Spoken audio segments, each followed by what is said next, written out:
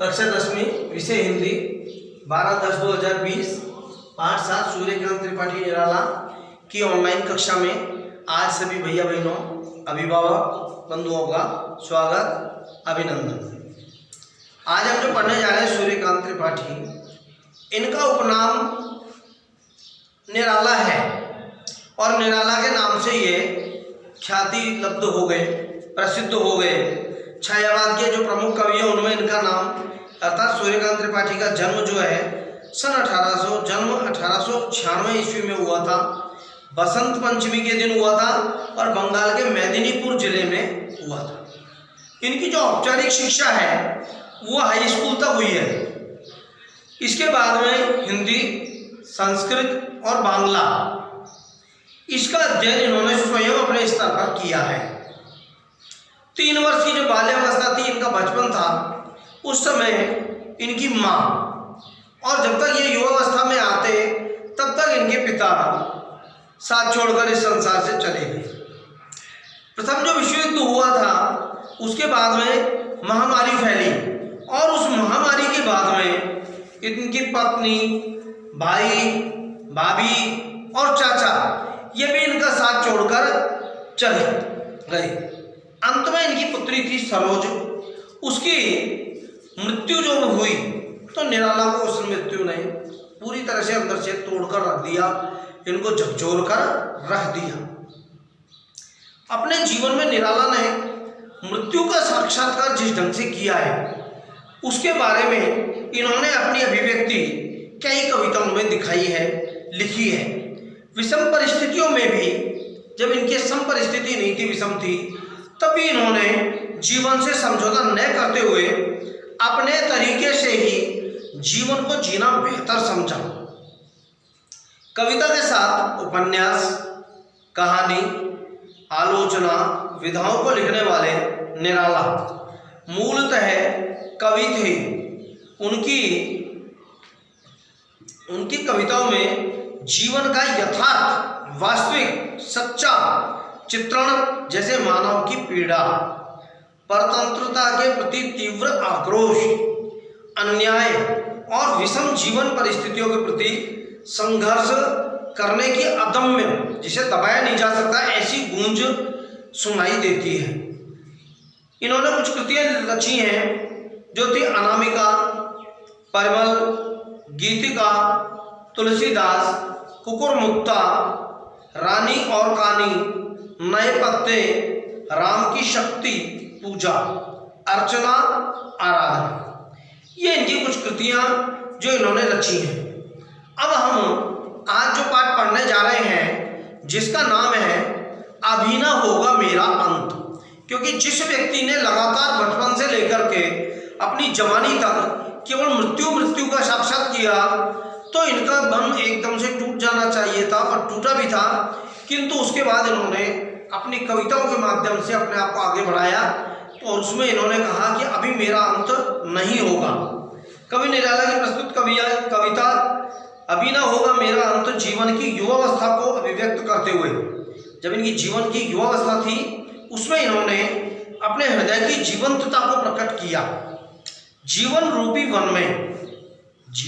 One में वसंत रूपी हृदयोत्साह, जिस प्रकार से बसंत ऋतु आने पर चारों ओर हरियाली, सुहावना दृश्य, चारों ओर फूल दिखाई देते हैं, उस प्रकार से इनके हृदय में भी एक उत्साह भर गया और कभी भी समाप्त होने वाला जो नहीं होता है, ऐसा इनके मन में और एक उत्साह, उमंग आ गई। निराला का काव्य किसी एक मुकाम पर, किसी एक लक्ष्य पर आकर ठहरने वाला नहीं है। वो इस कविता के माध्यम से निरंतर, लगातार उत्साह बनाए रखना चाहते हैं कि उनके अंदर जोश बना रहे, अपने कार्य में वो लगातार आगे बढ़ते रहे।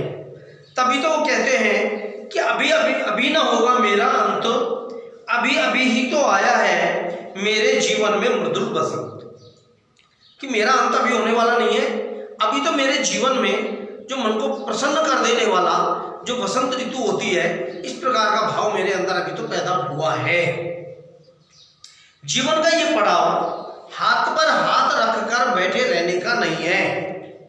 हाथ पर हाथ रखकर बैठे रहना यानी कुछ भी नहीं करना नहीं है। इसके लिए न होकर जीवन के कर्म सौंदर्य को निष्ठापूर्वक बढ़ाते रहने के लिए है। यह कविता निराला के प्रखर आशावाद यानी कि निराशावादी नहीं थे, आशावादी थे, और जिजीविषा जीवन जीने की इच्छा से ये पूर्णतः भरे हुए थे। शब्द चयन एवं भाव सौंदर्य अनुपम है। मातृवंदना कविता में, इसको हम बाद में पढ़ेंगे क्योंकि अभी मातृवंदना नहीं पढ़ रहे। अब हम अपना इसका पद्य भाग जो है उसके बारे में अध्ययन करेंगे कि अभी ना होगा मेरा अंत, कि अभी मेरा अंत होने वाला नहीं है। अभी अभी ही तो आया है मेरे जीवन में मृदुल बसंत, अभी ना होगा मेरा अंत। अभी अभी मेरे जीवन में बसंत रूपी युवावस्था का आगमन हुआ है। जिस प्रकार बसंत ऋतु आने पर चारों ओर खुशी का माहौल होता है, उसी प्रकार से इनके अंदर एक उत्साह जागा है बसंत को देखते हुए। तो उन्होंने कहा कि अभी मेरा अंत होने वाला नहीं है। हरे हरे ये पात, डालियां कलियां कोमल गात। बसंत ऋतु के अंदर हम देखते हैं जो पत्ते होते हैं हरे हरे, हमको चारों ओर हरियाली से भरपूर दिखाई देते हैं। डालियां उनकी वो भी हरी होती है, उन पर आने वाली जो कलियां होती है वो भी बिल्कुल कोमल होती हैं। अर्थात पेड़ का जो शरीर है, गात मानी शरीर, पेड़ के ऊपर जो हिस्सा है उसके ऊपर कलियां, डालियां, पत्ते बिल्कुल कोमल और हरे हरे हैं।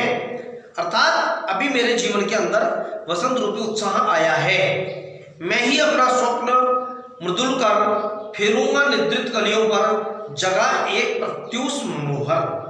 मैं अपना जो स्वप्न है, मेरी एक आकांक्षा जो है, उसको भी मैं मृदुल कर, मन को प्रसन्न करके फेरूंगा निद्रित कलियों पर। जिस प्रकार से सोई हुई कलियां होती हैं प्रातः काल का सूर्य उगने पर, वो और उस सूर्य की किरणों के द्वारा और एकदम से जगती हैं। अर्थात सोई हुई कलियों के ऊपर जिस प्रकार से सूर्य की एक किरण के कारण वो जग जाते हैं, उस प्रकार से इस बसंत को देखते हुए मैं अपने जीवन में अपने स्वप्न को उन निद्रित कलियों की तरह वापस जब उठती हैं उसके अनुसार अपने मन को वश में करते हुए प्रातः काल के सूर्य के हिसाब से आधार पर मैं अपने आप को और इस जीवन में आगे बढ़ाने के लिए तैयार होऊंगा। पुष्प पुष्प से तंद्रालस लाल सा खींच लूंगा मैं, अपने नव जीवन का अमृत सहर्ष सींच दूंगा मैं। तो यहाँ कह रहे हैं पुष्प पुष्प से, यानी हर फूल से तंद्रालस, जिस प्रकार से शिथिलता और आलस्य, रात्रि के समय कोई भी पुष्प हो, पत्ती हो, सब में आलस्य होता है और वो मुरझा जाती हैं, कोमल हो जाती हैं, एकदम ऐसी हो जाती है जैसे सो रही हैं। जिस प्रकार से हर पुष्प से प्रातः काल होने पर जैसे उनकी आलस्य, उनकी शिथिलता समाप्त हो जाती है, मैं भी अपने जीवन में आए हुए आलस्य, निद्रा और जो शिथिलता है उसको मैं दूर कर दूंगा, खींच लूंगा अपने से, उसको दूरी बढ़ा दूंगा।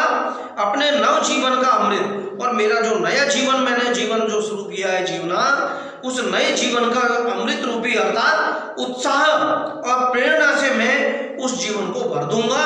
अर्थात उसको नव जीवन, प्रेरणा, उत्साह से भरते हुए मैं अपने जीवन में आगे बढ़ने का प्रयास करूंगा। द्वार दिखा दूंगा फिर उनको, है मेरे वे जहां अनंत, अभी न होगा मेरा अंत। मैं उन अनंत मानी परमात्मा है, मैं अपने उस परमात्मा को, जिस परमात्मा के कारण या जिस भी परिस्थिति के कारण मेरे परिवार के अंदर जिस प्रकार से मृत्यु का और परिवार के अंदर बसेरा बना, सारे परिवार वाले एक एक करके चले गए, उस प्रकार से मैं फिर अपने परमात्मा को एक बार ये बात दिखा दूंगा, अपने रास्ते खोल कर रख दूंगा कि अभी मेरा अंत होने वाला नहीं है। अभी तो मैं अपने जीवन के अंदर लगातार आगे बढ़ने की प्रेरणा में रहूंगा और अपने जीवन को आगे बढ़ाने का प्रयास करूंगा। आज के इस ऑनलाइन वीडियो में इतना ही।